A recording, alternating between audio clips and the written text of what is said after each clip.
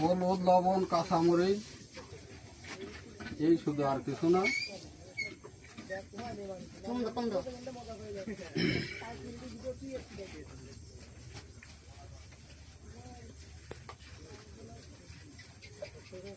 Special মশলা নাকি এটা চাচা নাকি?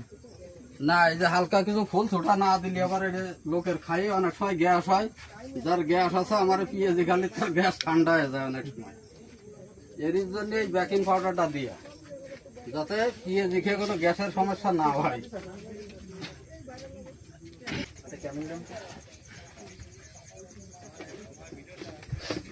তবে সুন্দর সবুজের মাঠটা দেখে সবারই পছন্দ হয়। যারা আসে একবার তারা সহজে উঠতে চায় না এই জায়গাতে।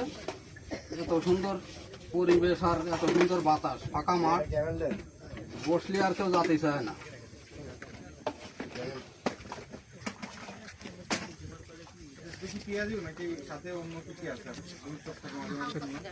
সাথে আবার আলু সফর মাঝে সাথে যেদিন সময় পাই, বিশেষত শুক্রবারে বেশি দিই। শুক্রবারে একটু লোক পাই বেশি, তার কারণে একটু বেশি আলুর চপটা বানাই। আর এমনি মূলত অন্যদিন পেঁয়াজিটাই বেশিরভাগে বানাই বেশি। আবার অনেক সময় কিছু দেশি কলা আছে, কলাগুলোও নিয়ে আসি, কেমিক্যাল মুক্ত। এমনি খাইন কেটে রাখিয়ে দিয়ে এমনি পাইকে যায়, এর কোনো জাগে দেওয়া হয় না। হয় 4 থেকে 5,000 টাকা মতন ক্যাশ হয়।